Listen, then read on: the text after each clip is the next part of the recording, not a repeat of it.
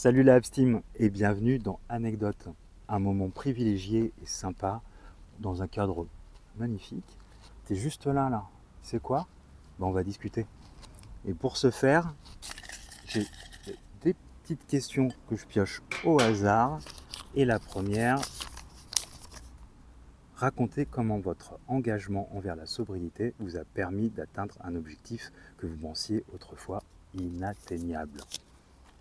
Bah écoute, par rapport à ma vie d'avant, ma vie extrême où j'étais dans la sortie, la drague et l'alcool, je pense que j'étais dans la fuite énormément et je ne voulais pas de responsabilité. Je pense que quand je sortais et que je voulais jamais que ça se finisse, que je buvais énormément, je sortais d'after en after et je voulais jamais qu'il y ait de réveil. Et je pense que je ne voulais pas me mettre en danger et pas avoir de responsabilité. Je sais que j'ai cette peur aussi de l'échec. Je pense qu'elle est liée forcément à mon échec scolaire, mais aussi je pense à la relation que j'avais avec mon père, parce qu'il attendait quelque chose ou autre chose de moi. Et c'est facile en fait, maintenant je me rends compte que l'alcool m'a endormi, l'alcool m'a permis aussi d'être dans une fuite, et quand tu te mets pas en danger, et bah t'as pas d'échec.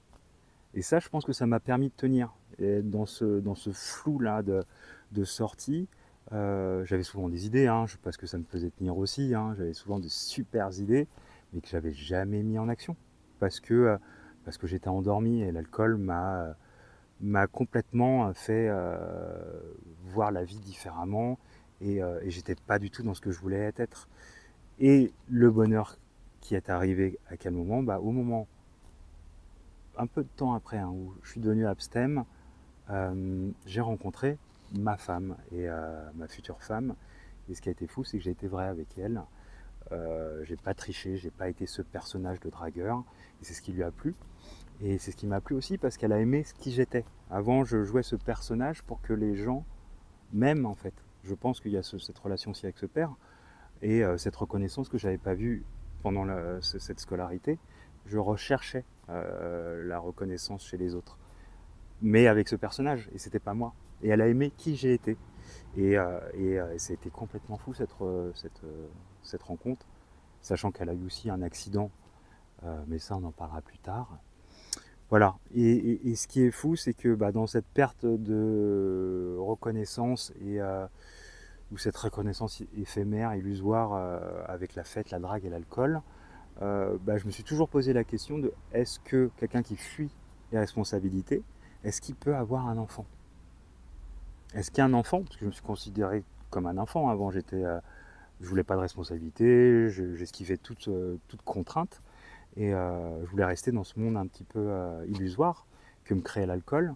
Et est-ce que cet enfant peut avoir un enfant? Et c'est aussi très paradoxal parce que j'ai passé mon BAFA quand j'étais plus jeune, je suis devenu directeur de centre de loisirs, ça a été mon premier métier.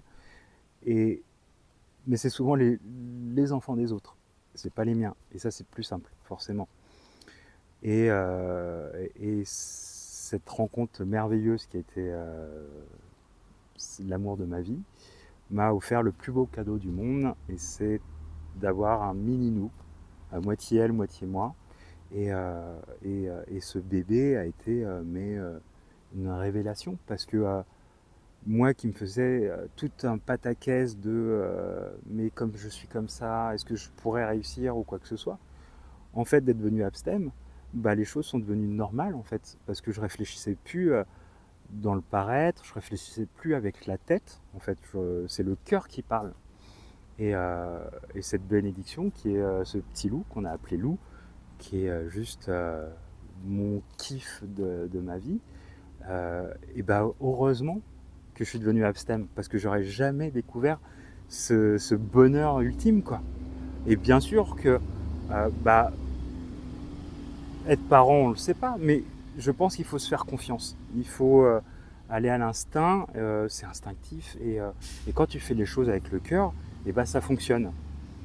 Mon père, je pense que je lui ai pardonné. Je pense même pas, je lui ai pardonné, mais pour moi. Je l'ai fait pour moi. Il faut pardonner, mais pas pour les autres. Mais pour moi, je l'ai pardonné. Et grâce à lui, je me dis, maintenant, aujourd'hui, que je sais quel père je veux pas être. et je serai le père que j'ai envie d'être.